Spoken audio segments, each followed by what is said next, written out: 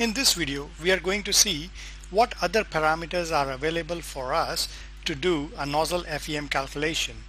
Specifically, we are going to see what shell options are available and what nozzle options are available. We'll also go in and have a look at what are the different seams or what are the different weld seams available to us.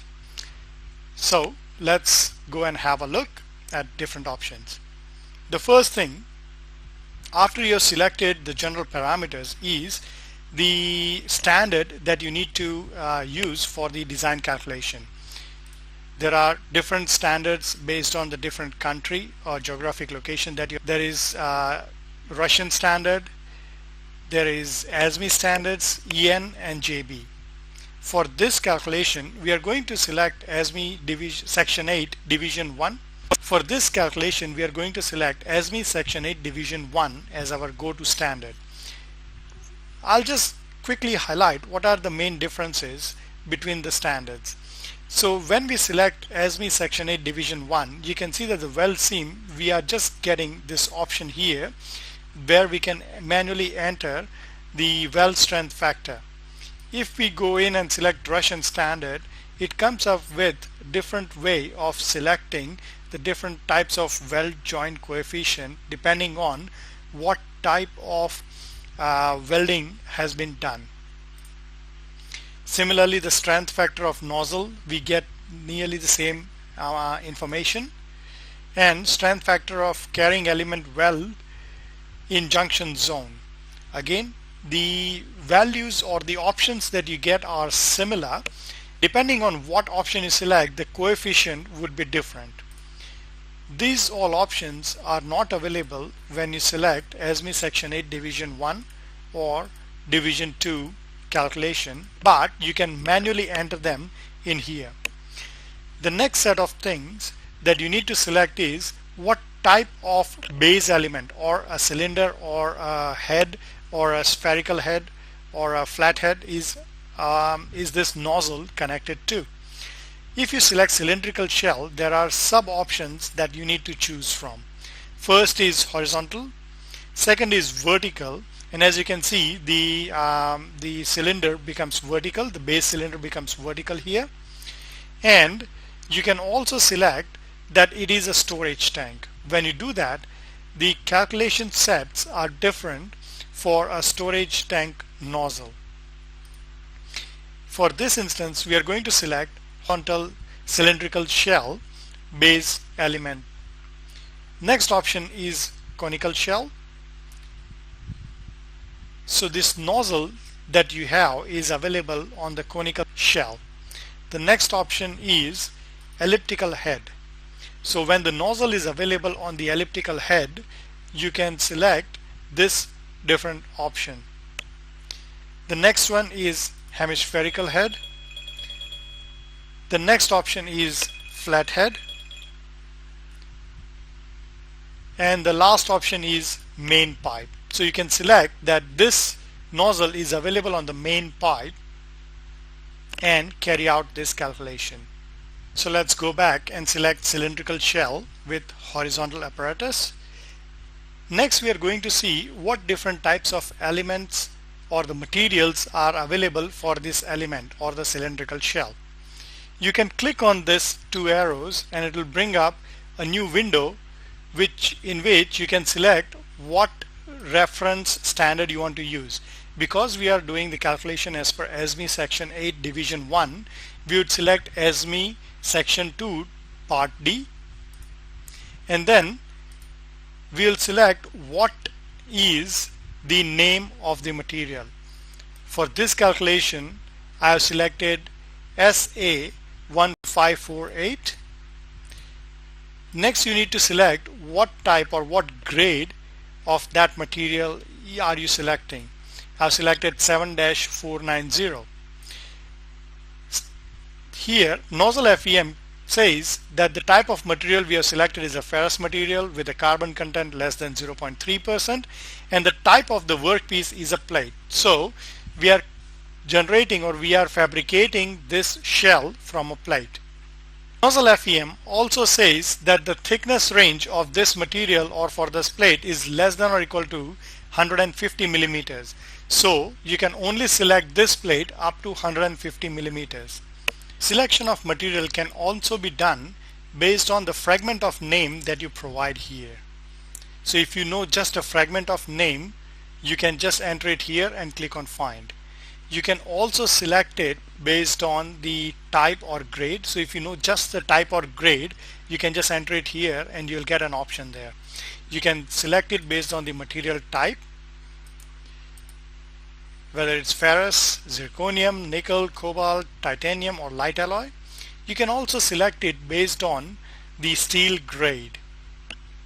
All the different options are available here. And you can also select it based on the workpiece type. So whether it's a pipe or it's a plate, bar, plate, sheet, depending on what you select here, you can get or select the material based on the information you provide here, or you can just directly select it from up here. Users can also edit or add user-defined material. If I want to add a user-defined material here, I can go in and add that here. I can just say create and create a new material. I give it a material name, type of material, the grade that it is available in, rupture elongation, and depending on the different temperatures, what are the different parameters. Right now we are not going to go in and select it in detail, but this is the option available to enter a user-defined material. One of the other options to do it is, if you already have a material, you can just copy that material in here and then just add or change all of those numbers. That's how you enter a user-defined material if you want to. If not, then you can come in and select the type of material that you want and the grade of the material. Click on OK, and that material would be used for the calculation. Next, you need to enter the inner diameter of the vessel. So that is the inside diameter of the vessel or of the big pipe. Wall thickness of that. Total allowances. So if you have a corrosion allowance or an erosion allowance, you can add those in here. And what is the shell length? So that length is the length of the total pipe that you are designing. Next is nozzle and branch selection of material. The selection of material is the same as for the base pipe. So you can click on here or you can select it based on here. Right now we'll keep SA 1548 material. Next, the inner diameter of pipe or the nozzle 898, wall thickness, any corrosion allowances that are present, and the length. This length L1 is the length of that nozzle from the face or from the junction point. Now, as we had selected that we want to calculate the stiffness and flexibility factor at the junction, we are not able to change the length of this nozzle.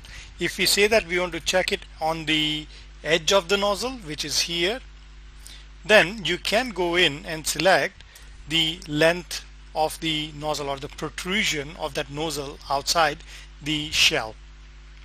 Next is the minimum weld size or the delta. That is the thickness of the weld that is available. Let's say that it is 5 millimeter weld bead is present, and for all of the weld strength factors we are going to use 1 for the time being.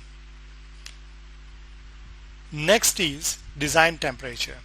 So based on the material that you have selected and the temperature that you enter, Nozzle FEM will select the strength of that material. The design over pressure or the design pressure. So whether that pressure is internal pressure or external pressure, and whether there is any hydrostatic pressure available. Let's just say that we have a 0.5 megapascal of internal pressure available here. So what I'll do is I'll just quickly add 1000 millimeters for the internal diameter. Wall thickness is 10 millimeters. Total allowances are 0. Shell length, I'll just enter it as 1500. The nozzle inside diameter is 150. The wall thickness of nozzle is 10. Total allowance is 0 and the length is 200. The well seam, I'll just say that we have a 10 millimeter well bead, and all the other input parameters remain the same. So that is how you enter basic parameters for the cylinder, for the nozzle, for the well seam, and the design temperatures and pressures.